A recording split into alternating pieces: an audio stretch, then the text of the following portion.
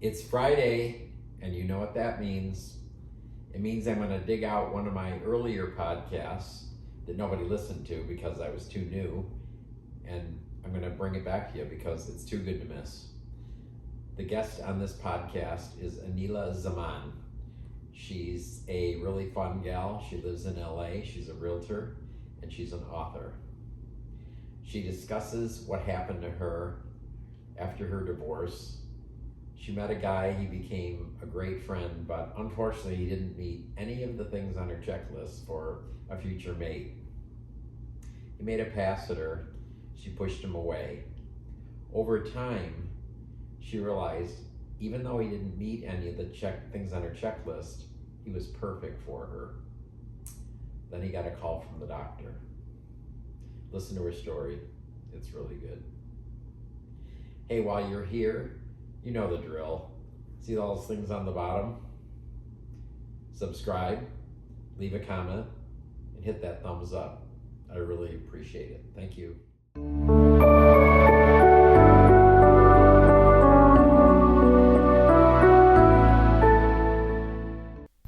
Good morning, Wilkinson here. Today I'm in LA and I am with Aneela Zaman, and she was introduced to me by Lorendi Roos, who was on my podcast before. She's a great lady. So Aneela wrote a book, and that's our main topic today, though I want to find out more about her. She's also a realtor, a very successful one. I looked at one of her new listings online and whoa, really cool. So say good morning. Hi, good morning, everyone. Thank you for having me. I'm glad you're here. Thank you. How did writing a book come about? Writing a book, first of all, it was something I never thought I was going to take on. I'm dyslexic, number one. Oh, are you really? I really am. So to write a book was a huge task for me.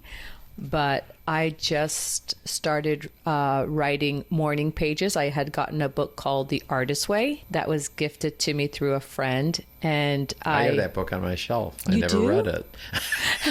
I want to write a book. You should actually go through the All right. Artist's Way. I actually got lucky because I had the book too. I had it for about 15 years, never opened it like you. Okay. And then I was walking one day on a street in LA and there was a flyer on, one of those posts, and Right. it was an Artist's Way workshop. And I was intrigued. I said, this is interesting. Right. This was a sign to open the book. So I started the workshop that made me do the book. And the book was really, it teaches you how to write morning pages. So it gets you into the flow of writing. That was my introduction. How the book came about was I lost a loved one through cancer. And I just had this desire to share his story because he impacted my life so greatly that I wanted the world to know about John Nicholson. And so through the morning pages, I started writing about how we connected and our love story and our whole story. Never thought anything of it in the process of it. It was just my journal of thoughts of my experiences with John. And one day I had a girlfriend that lived down the hall come over on a Sunday, and I was going to make brunch for us. And my journal was on the coffee table, and I went into the kitchen to prepare breakfast. She started reading your journal. Bad girl. She really did. She got the journal. And I remember coming back when breakfast was made with with coffee and stuff in my hand. And she's looking down at my journal. And I'm like, oh, but there's tears coming down her cheeks. And I grabbed it out of her hand. I was like, what are you doing? And she goes, oh, this is so beautiful. I had no idea. And I was like, what? Freaking out. Right. And she's like, oh my God, Aneela, I didn't know. And it was at that moment She didn't know your story. She didn't know With it John? to the depths of the story. Okay. She knew the large brush stroke of the story, Gotcha. but she didn't know the intertwining, Right. weaving aspects of the story. And so she got a little insight into it and was very moved by it. She was crying. And it was at that moment that I thought, maybe I do have a voice and a story to share, and maybe, just maybe, it might impact people in a positive way. So what did you learn in that experience? Why did you write the book? What, It was a hard experience, number one. Hit some of the main points. It was definitely challenging. I didn't know where to start. I think there's a chapter in the back of my book that I took a quote from Steve Jobs that really resonated for me. And it was like his quote that he gave, or the speech that he gave, was that everything in life is a connection of a dot. We're all connected through all these series of dots. And in the moment, we don't know why those dots are connecting. It's only later that we turn around, we see all the connections of those dots and why they happen. So we've got to have some kind of faith or dharma to believe in that all the sequences that are taking place, those dots, are happening for the best and for a purpose. And so I took that, and even thinking back now that we're talking, how did it all start? I knew I wanted to write this book. I didn't know how to do it. I was doing morning pages, so the story was already there, but still I didn't know how to go about in writing a book. Like to put it together. To put it together. The pieces together, right. And I was at a New Year's Eve party, and there was an author who was a very successful author. His books were actually turning into screenplays and movies. And my girlfriend had told me about him. So I walked up to him, it's a complete stranger, and I just said, hey, Danielle said you're a great author. You've got very successful books. I'm trying to write a book. What would be your advice to someone of myself who's never written a book?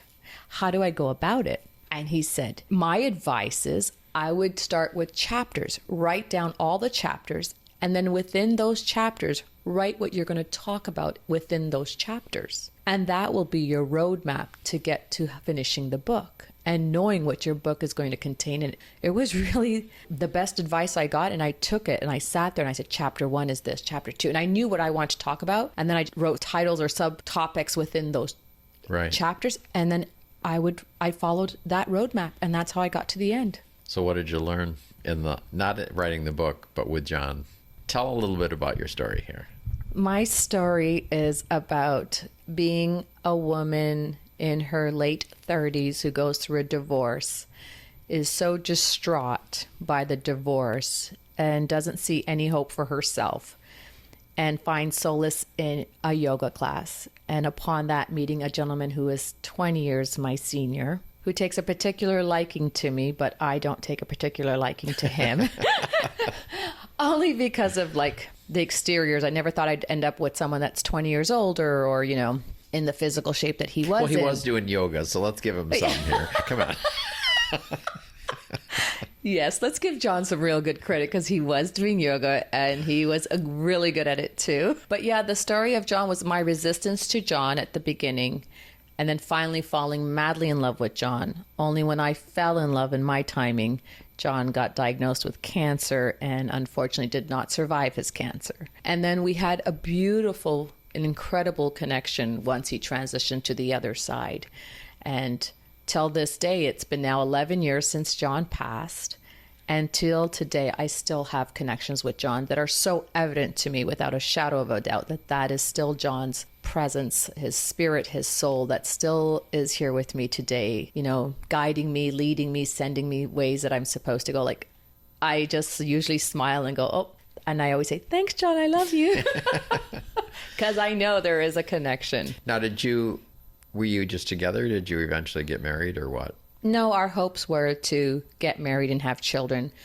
But when he was diagnosed with cancer, he proposed to me. He said, I'm going to beat this. We're going to get married. We're going to have children. We were told that he would be sterile through the chemo process. And the doctors had said, do you guys want to have children? We both said yes. So we did have his semen stored in hopes that once he recovered from cancer, we would have viable semen to use to impregnate. But we never got to that stage, unfortunately. Or I didn't get to that stage with John. So from the time you met him at yoga class to the time he passed, what was the time frame there? Our journey was in total 2.5 years. 2.5 years. Okay. Mm-hmm. So you said he comes to you now. Would you consider him like a guide? I mean, I have guides that show me stuff. I have a Christian background and I never would have been into this. I'm going to call it woo-woo stuff. Mm-hmm. But I've been doing energy work for 5 years now. And so I realize and communicate with my guides now. And so that's that happens for me. So is that something you would look at it that way, or is it a different way? No, I would look at it. Thank you for sharing that. Exactly, because I think people can think it's woo-woo-y, Right. and that I might be a little woo-woo-y in my own head, but I'm sure you can share that there are things that are just unexplainable, right? Right. That you know that there's no way this could be happening. Well, for me, I get specific guidance on stuff. It's like, wow, yeah. Yeah, interesting enough you say that, because when I had to move out of John's home after some time, and I was looking for the next place to live, and like you say, guidance, I had guidance and knew the property that I was going to acquire was definitely a guidance through John, because when John passed, or prior to him passing, he had left me a note saying that he was going to be with me in the spirit of a hummingbird. And so wow. whenever I see a hummingbird, I know it's a guidance, that it's like a message, or his presence is with me. And so I walked into this particular home, and on the fridge was a sticker of a hummingbird, and I just like started getting all these chills and tingles, and I just started thinking, this is the one, this has to be the apartment I'm going to get. And I didn't know it upon signing and acquiring it. It was only after that I took a back route out to drive somewhere else, and I saw his last name. Nicholson was the street name, and my jaw just dropped. Wow. I was like, what? Wow. But then at the same time, you're like, yeah, but of course it would be. I do these energy sessions with my guy every week, actually, for 5 years now. And it was really weird because there was like a really traumatic session once where a lot of stuff was going on. And in his studio where we work, there's 2 windows on 2 adjacent walls. And he told me, I get emotional now, but he told me later there was 2 hummingbirds that were in the middle of the window, just there the whole time that I was going through that. It was these 2 birds. I was like, whoa. It's powerful. Yeah. It's really powerful. And I've had that happen many times. I remember on John's memorial, it was at the Riviera Country Club, and I was standing there on the deck the day of his memorial, and a hummingbird came, and I'm not kidding, it was like 1 or 2 feet away from my face, and just stood there and looked directly at my eyes and was fluttering. And my body filled with goosebumps and chills. Right. And I just knew without a doubt, I was like, oh my God, he's here. It's What amazing. other things has he guided you in? My career, even my Really? career and ability to become a real estate agent I really believe that was his guidance. He was a transactional attorney. He worked in massive developments in Palm Springs and Westlake, and when he was alive, he had told me to get my real estate license, and it was what I went and enrolled into school, but he got sick. So I stopped studying to be his caregiver and take care of him through his illness.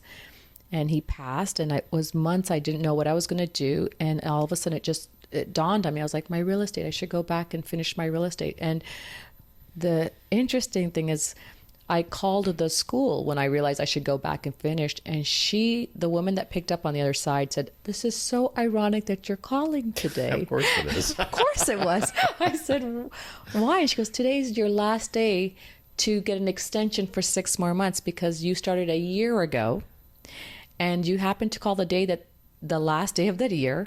But since you're calling, we will honor and extend another 6 months. And I said, great. And within that 6 month, I finished my real estate course and got my license. Wow. Well, we chatted, as you know, for a few minutes before this podcast. I thought you'd been in it for years and years and years, the way you talk. My real estate? Yeah. It's coming I thought on you a were good... doing it like 20 years or something. It's coming on about 9 years now. Okay. That I've been licensed and professionally, selling homes. But I was doing real estate before with my ex-husband, but not as a realtor, just as like an investor or something. An investor, buying homes, renovating them, and then renting them out for passive income. Okay. But John was the one that said, turn it into a profession by getting your license. So talk about, you said you weren't attracted to John at first. So let's talk about some of this. So tell me a little bit more about that. But then you realized that wasn't so important. Yeah. So my ex-husband was a very handsome actor. He had beautiful blue eyes, and his body was beautiful. You know, we were age-wise appropriate, and so there was all this chemistry, and that's kind of who I visioned myself to be with. And when we got separated, I started practicing yoga quite a bit, and John walked into the yoga class, and I didn't know this, but John told me he had noticed me weeks in advance and was always at the back class waiting for an opportunity to talk to me. And one day he had an opportunity to talk to me prior to class, and like, he was just a nice man to me, just an elderly man that was being kind. Wait a minute. How old was he then? So when I met John, I want to say about 38, and he was 58. That's not elderly. Not especially in today's market. Come on. Yes, today's market, given that I'm now 50. So yeah, but no, at that, 50 was the old 30. Come on. But you're right. But in that moment, for You me, think that, yeah. I felt that and Right. thought that he's an elderly gentleman that's just being nice to me. So, his hair was a little bit, it was quite a bit salt and peppery, a little receding. And, like, never thought I would be with a gentleman like that. I was expecting someone else, again, close to my age, five years either, Right. Older, and that's about it. And so physically, he had a little bit of a belly. I mean, he was in great shape, but again, it wasn't how I ever envisioned myself to be Right. with someone. But he was really funny and intelligent, and I love, more than the looks, it's if you're an intelligent human being, and we can have really deep conversations about life and spirituality, and you're going to probably entice me. Like, I'm going to want to spend time. Right. And I think for me, knowing who I am today, it's about that. It's about time and knowledge that draws me into someone. So I will probably sit with someone, not feel the attraction, but I can gain attraction over time just through our conversations. And that's what John did. John opened my world up. He showed me, I'd never been to LACMA in my 15 years or 12 years of living in LA at that time. And he took me to LACMA, and he took me to jazz concerts and plays and the Gaffin Theater House. And my world just started opening up so differently with John. He was so worldly and intelligent, and slowly the onion layer started to peel. Like, he became more attractive in my eyes. And I have to say, I was the best version of myself with John. I didn't have to be anyone. Like, there are times, I'm sure you feel it, where do you ever meet someone you're so attracted and you kind of like, you're all giddy and you're trying so hard to impress that other person? Right. Yeah. And I would never do that. I can say I've done that in the past. Like, I want someone to like me, so I'll just go above and beyond of being whatever, not the real me. With John, I didn't have to put on any of that. Like, I was just, this is Aneela. This is how I talk. This is how I dress. I don't wear any makeup sometimes. And he liked all the facets. And then eventually I was like, why? What is it? Why don't I like this guy? Like, he likes everything about me. He's smart. He's intelligent. He's Right. funny. He's worldly. And it just, all of a sudden, it just happened. So did he ask you for a date that day, or how did that unfold? So the first time that he approached me in yoga class, he said hello before we went into yoga. And at the end, he came back and said, that was a great class. And I said, yes. And then he said, hey, do you want to grab some breakfast? And I really had nothing going on at that point. I was, so distraught from my separation divorce that I said yes. We had breakfast. We got to know each other. We laughed. He said, do you want to go to LACMA? So that afternoon, that yoga class, that date was probably a good 5-6 hour date, because we did yoga, then we had breakfast, and then we went to LACMA and we hung out. What is LACMA? The Los Angeles Museum of Art. Oh, okay. On I thought it was like some no, Eastern European festival. Gotcha. no, we went to LACMA. I've been there, but okay, I didn't. Sometimes when you're hearing it doesn't, and you have all these, okay, whatever. and that's okay. And he was really knowledgeable on the art. Like, he loved Matisse, and, so he was talking about Matisse. And then we had wine, and we went to have a little drink afterwards. And I'm clumsy, just so you know. And I knocked over my glass of wine because I was telling stories, and I use my hands to Right, express myself. right. And I was expressing myself, and whacked over the wine and he laughed, and it was just great. At the end of that date, though, he went to kiss me. And he knew he was attracted. I didn't know I was attracted. And as soon as he went in for the kiss, I pushed back with my hands and like pushed him away from me. And I said, hey, look, if you're like looking for that type of relationship, I'm not your girl. Oh, really? Yeah, I'm not your girl. I said, if you want to be friends, that's cool. But if you're looking for anything more, I'm not your girl. And he just kind of smirked and he laughed and he stepped back. What did you say? Not yet. That's exactly what he thought. He did. But he was such a gentleman. He smiled and he said, hey, Aneela, I think you're a really cool chick. I just want to hang out with you. And I said, great, then we can be friends. And that's how it all started. Friendship. Well, he must have been a really smart attorney. He was one of the best. Yeah. He was one of the best out there. So the next date, how long before that happened? I think he waited 2 days and he reached out again and he asked me out to go for dinner. I said yes. I mean, I had really nothing going on after I got divorced. So he was kind of filling the void for a while. He was totally filling in the blanks for me, and I didn't realize it at the time. And I actually cried a lot on his shoulder about my divorce and about how much I still loved my ex-husband. So he knew that I was still in love with my ex-husband, but here I was looking for just someone to talk to and spend time and not be in my head alone. And he filled it so well. So it was very interesting. Then he asked, okay, so how it led up to the actual relationship was he asked me to go to Vegas for a friend's birthday party. And I said, okay, because I really wanted to change the scene from LA. I just wanted to get away. So we went to Vegas. And we got to Vegas and we got to the Bellagio Hotel and he grabs my hand and he looks at me and goes, hey, look, I only have one hotel room. Would you feel better if I got you your own room? And, I didn't want him to spend the money. I said, listen, John, because we were now buddies for like 4 months. And I said, John, can we just get one room with 2 beds and I'd be totally cool with that? And he said, sure. So we got a room with 2 beds and we were kind of like roomies. Right. He's just a buddy to me in my mind. And he was very respectful. Like we went out, we had dinner with our friends, we came back, we laid in our beds each and talked all night till we passed out. And that trip went well. So then he asked me to accompany him to another trip in Cabo.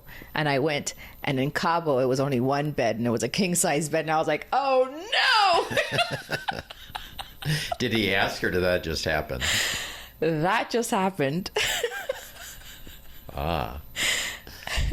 So so I got to ask the question, pardon me for being rude. So how many dates, the possibility of 2 rooms to 1 room double bed, then you went to the king bed. So how long before you got to the twin bed where you're sleeping stacked?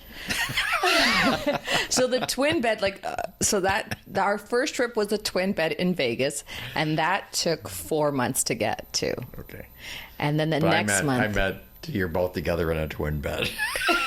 Oh, no. On the king bed in Cabo is when we consummated the relationship. But the consummation of the relationship was not what I wanted to do. It was almost pressured onto me because of a joke that was made that afternoon by his buddy who had invited us to Cabo.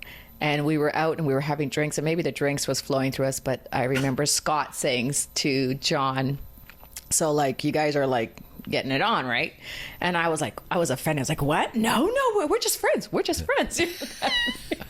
And I remember Scott looking over to John, and they used to refer to each other by last names, and he says, Nicholson, you're a fucking idiot. If you're bringing a girl, you're not banging her. And but John, I really like her, he said. Exactly. And he was being such a gentleman because he could see the expression on my face. I was mortified, thinking, right. What? And John looked over at Scott and he goes, Scott, sometimes in life you just gotta you just like a person, you just want to be with them. It's not about sex. To give me the ease, don't right. worry, Aneela. But I think that's the night he took the cue and thought, yeah, what am I doing? I've been hanging out with her for 5 months. We've never slept together. And that's the night he made the moves on me. And funny enough, on that journey, I had gotten a magazine when we were flying down to Cabo to read on the plane. Right. And in that magazine, talk about the dots connecting. Right. there was an article about being a prude. And so I started getting in my own head on that trip thinking, am I a bit of a prude? You know what I mean? Like, so timing and comments and the king size bed, like everything just aligned for that moment to happen. But can I tell you, when that moment happened, I kind of just went in with it with John when, as he like reached over and started kissing me and started to, get on top of me. And I was like, in my head, I was like, what's happening? And then another part of my head was like, stop being such a prude. Just go with it. And then after it was great, but I was so in my head of like, do I want this to happen or do I not want this to happen? And I couldn't figure it out, that I wasn't completely in the moment.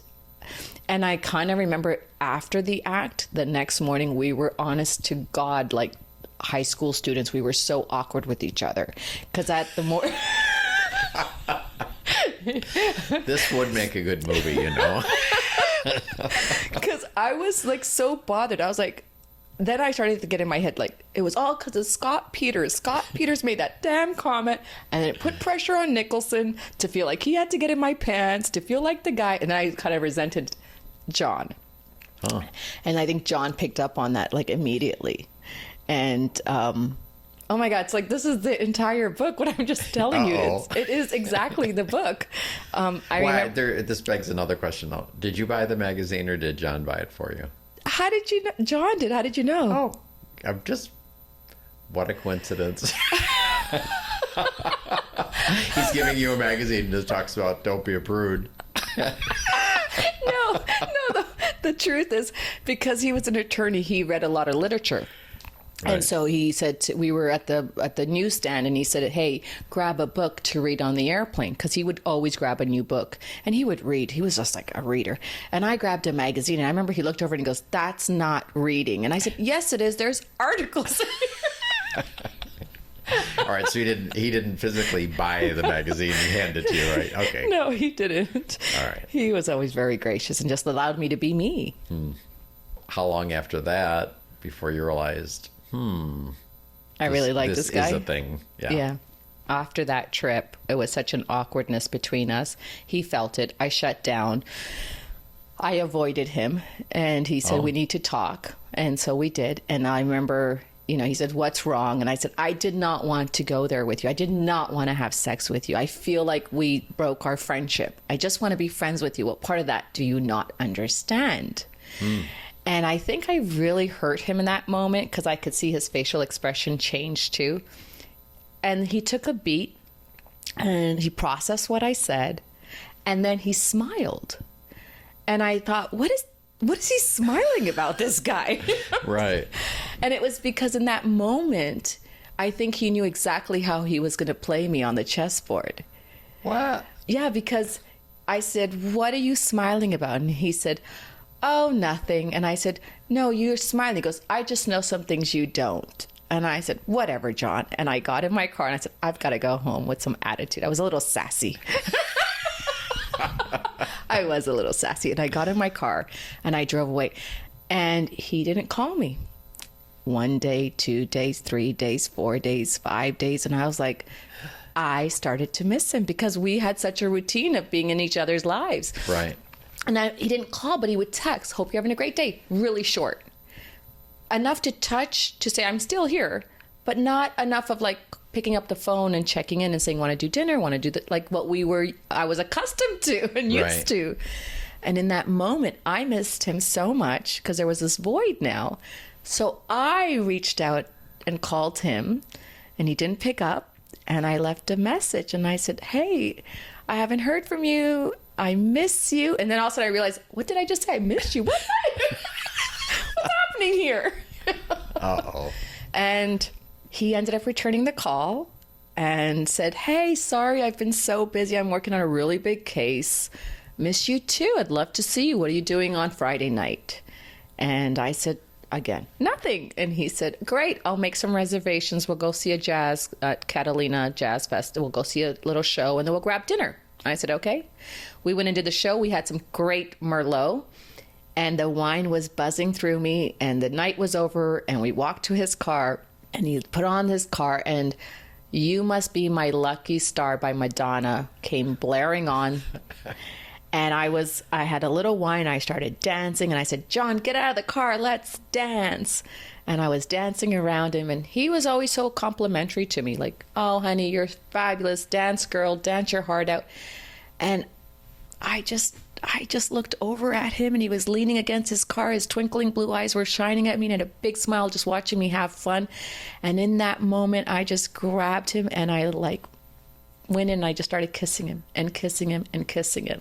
Wow. And at first he was a little hesitant. He didn't know what to do because for so long I was so resistant. And now I was the one coming in. Huh. And I said, John, will you take me home, please? And he drove me home. And I said, John, will you please come upstairs with me?